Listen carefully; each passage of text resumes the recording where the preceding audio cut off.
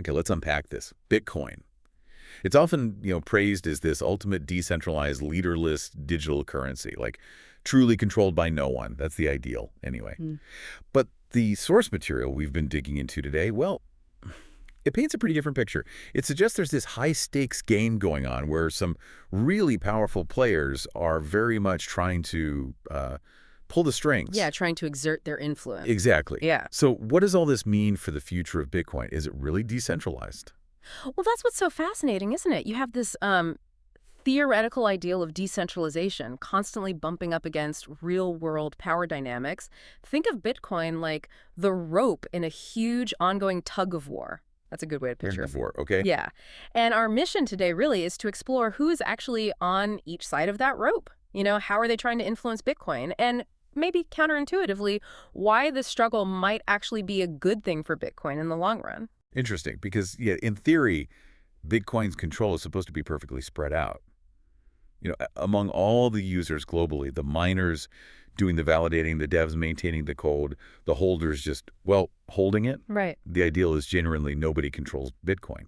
It's designed that way, a self-governing system.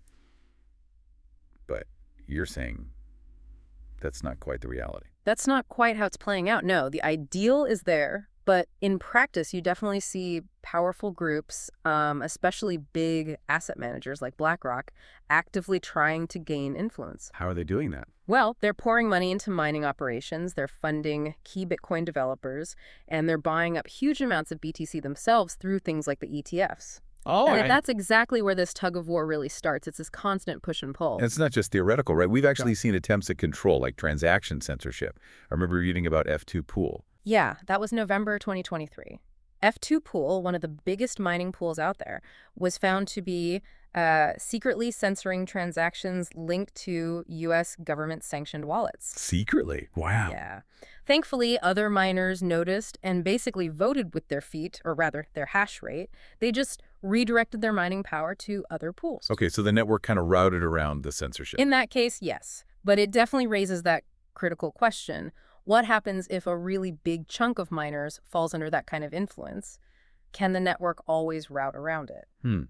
Is there a precedent for that? A bigger chunk, I mean? Well, we don't have to look too far back. In 2021, Marathon Digital, they're the largest publicly traded Bitcoin miner right now, launched what they called an OFAC-compliant mining pool. OFAC, Office of Foreign Assets Control, U.S. sanctioned stuff. Exactly.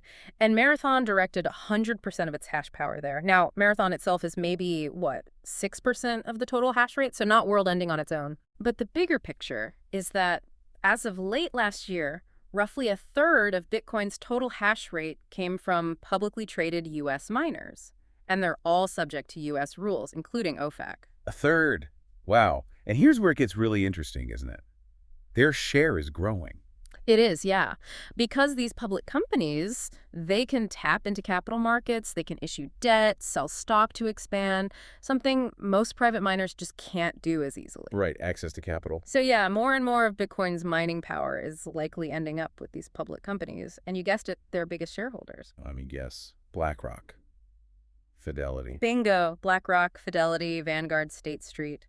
Usual suspects. The giants of traditional finance. So what's the real significance there? Owning shares doesn't mean direct control over mining censorship, does it? Not direct button-pushing control, no. But the insight here is that these asset managers, they have a history of using their huge shareholdings to influence company decisions, way beyond just profit. You mean like ESG? ESG is the really egregious example. Environmental, social governance. Remember, they were pushing companies towards things like pricier energy sources, maybe non-merit hiring, prioritizing the asset manager's agenda over the customers. Right, that whole movement. Yeah. And it shows how TradFi tries to impose its own frameworks onto systems, even ones like Bitcoin, that are designed to resist that top-down stuff. Now, thankfully, public opinion kind of pushed back on ESG for now. For now. But the worry is something like it could absolutely come back. And if it does, with BlackRock holding big stakes in all these miners, well, could they pressure them? Could they maybe coerce them to support a big change, like switching Bitcoin from proof of work to proof of stake? That seems like a huge leap. How confident are you ESG could return like that? And surely Bitcoin's decentralized nature protects it. Miners can switch pools, like with F2. That's a fair point. ESG's return isn't guaranteed, obviously. But the underlying drive for control from these big players, that seems pretty constant. They like to have a say in the governance of assets they manage. And it's not just about the miners either. They're also looking at the developers. We saw ESG ratings agencies trying to figure out who the influential Bitcoin devs were way back in 2021. Why? Why go after the coders? That's the key question, isn't it? Why are these TradFi giants who supposedly care about ESG metrics suddenly interested in Bitcoin's code and the people who write it? Yeah, what's the angle? Well, the why is crucial. It's probably not really about Bitcoin's energy use or crime stats. They likely know mining is mostly renewables now, and crime use is tiny. So what is it then? It's Bitcoin's governance, or rather its lack of formal governance. Bitcoin doesn't really have a CEO or a board you can lobby. It makes changing the core protocol really hard. Which is usually seen as a feature, right? Resistance to change. Exactly. It's a feature for Bitcoin's resilience, its resistance to capture, but it's a bug for someone like BlackRock who wants to exert influence. They can't just issue orders like they might with a regular company. It's that double-edged sword you mentioned. Precisely. Good for Bitcoin, bad for BlackRock's control playbook. So they have to play a longer, more subtle game. Influencing developers is part of that. And this isn't a new strategy for them, thinking about influence. Didn't something similar happen during the block size war a few years back? Absolutely. That was less than a decade ago. A real battle. You had some big companies and miners pushing to increase the block size, but the core developers and, crucially, the node operators, the holders, they pushed back hard. And they won, right? Yeah. Kept the block size small, prioritized decentralization. They did, and that was a huge lesson for the institutional players. It showed them they couldn't just strong-arm the miners, they needed to influence the developers and the wider community, too, the holders. So they learned they needed a multi-pronged approach. Pretty much. They realized decentralized networks resist that simple top-down control. And now, fast forward, you see asset managers like Bitwise and VanEck donating to Bitcoin core developers. Using money from their Bitcoin ETFs. Yeah, a portion of the fees. Now, BlackRock and Fidelity aren't known to be doing this yet, but Bitwise and VanEck, maybe unintentionally, have set a kind of precedent. A dangerous precedent. Could be. It opens the door for the really big guys to potentially start donating millions, possibly trying to steer Bitcoin's development roadmap in ways that suit them. Okay, so influencing miners, influencing developers. Yeah. What about the holders? You mentioned them being key in the block size war. How do they fit into this influence game? Right, the holders are the third leg of the stool, and the ETFs are key here. BlackRock's ETF, for instance, has this interesting clause buried in the prospectus. It basically says they reserve the right to decide which version of Bitcoin the ETF will support if there's ever a fork. A fork? Like a split in the network. Why would that happen? Well, the main scenario people talk about is a future quantum computing attack. If quantum computers become powerful enough to break Bitcoin's current encryption. Which is theoretically possible someday. Exactly. Then Bitcoin would likely need a major upgrade, a fork, to implement quantum-resistant cryptography. It's almost seen as essentially guaranteed at some point. Okay, so a fork happens. Then what? Why does BlackRock's clause matter? It matters because BlackRock, holding potentially hundreds of thousands of Bitcoin in its ETF, gets a massive say in which fork is considered the legitimate one by the market.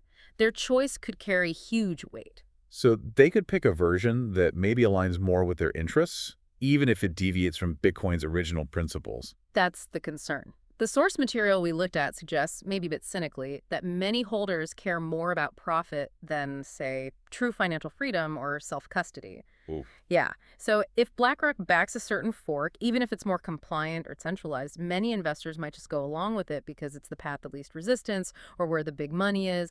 The original ethos fork could just fade away. And more BTC ends up in ETFs anyway, right? Yeah. Because of legal protections and convenience. Exactly. A lot of the freely tradable Bitcoin could migrate from individual wallets into these institutional vaults, like the ETFs, which, again, shifts the balance of power quite dramatically towards these large managers. Man, so it really does sound like a pretty one-sided battle when you lay it out like that. Like TradFi just inevitably takes over.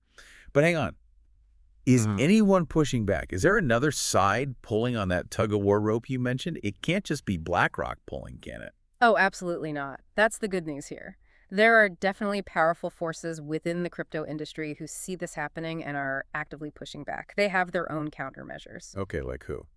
Well, first off, remember, not all asset managers are the same. You mentioned Bitwise and VinEck donating to devs.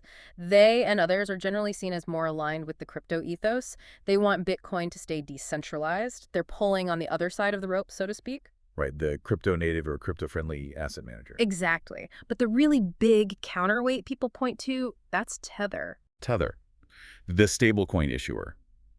I know their CEO, Paulo Ardoino, has said they're funding Bitcoin development to keep it decentralized. Yeah, he's been quite open about that. Funding development is part of it. Keeping Bitcoin valuable and decentralized protects their own business, obviously. But Tether's involvement goes way, way deeper than just funding a few devs. Deeper. How? Well, for one, Tether has, pretty quietly, become one of the largest Bitcoin miners by hash rate. They've invested hundreds of millions into mining operations, including buying stakes in some of those publicly listed miners we talked about. Really? So they're directly competing on the mining front? Directly competing and providing a counterbalance to that TradFi influence on public miners. Plus, they're investing billions with a B into energy production, like in El Salvador, securing energy for future mining independent of traditional power grids, maybe controlled by entities less friendly to Bitcoin. Wow. Mining, energy. What else? And the kicker, they're using their profits to buy Bitcoin, lots of it. For context, Tether reportedly made something like $13 billion in profit in 2024. $13 billion. That's Okay. huge. More than BlackRock, wasn't it? Nearly double BlackRock's $6.4 billion, yeah. And they've confirmed they're using some of those profits to buy BTC for their reserves. They recently revealed holding 100,000 Bitcoin. 100,000 BTC. And growing. And growing. That gives them immense capital and, direct skin in the game to influence Bitcoin in ways that align with that original decentralization ethos. And it's not just Tether, right? You have companies like MicroStrategy, these Bitcoin treasury companies, also buying up billions in BTC. They share that goal, too, keeping Bitcoin decentralized. Exactly. They're putting their corporate balance sheets behind the decentralization effort. It's a significant counterforce. Okay, so we have TradFi pulling one way, crypto natives like Tether and MicroStrategy pulling the other. Is there anything else muddying the waters? Any other big players in this tug of war? Well, there's one more elephant in the room we should probably touch on, and that's Bitmain. Bitmain. They make the mining machines, the ASICs, right? Yeah, they do. The absolute dominant player. They have something like a whopping 90% market share for those ASIC machines. Application-specific integrated circuits, the hardware you need for serious Bitcoin mining. 90%, wow. So, yeah, it stands to reason whoever influences Bitmain could have a pretty massive downstream effect on Bitcoin itself. Exactly. Control the hardware supply, you control a lot. But who controls Bitmain? That's always seemed murky. It's a Chinese company, isn't it? Even with the mining ban there. It is. Headquarters still in Beijing, which is odd given the ban. But here's the twist. Its largest investors aren't Chinese. They're mostly US-based. Sequoia Capital is a big one, famous Silicon Valley VC, early Apple investor. So US VCs are the biggest investors in the dominant Chinese mining hardware maker. That's complex. Very complex. Does the Chinese government have leverage? Does Sequoia? Both. It's really ambiguous, and that ambiguity itself is kind of part of the dynamic. And how does Tether fit into the Bitmain picture? You said they're a huge miner. Right. As probably the largest miner now, Tether is likely Bitmain's single biggest customer. Huge purchasing power. And get this. BitDeer, one of those listed miners Tether invested in. It was originally spun out of Bitmain. Ah, so there's a pre-existing relationship there too. Suggests maybe Tether has some influence from the crypto native side. It does suggest that. But here's the red flag, the potential worry.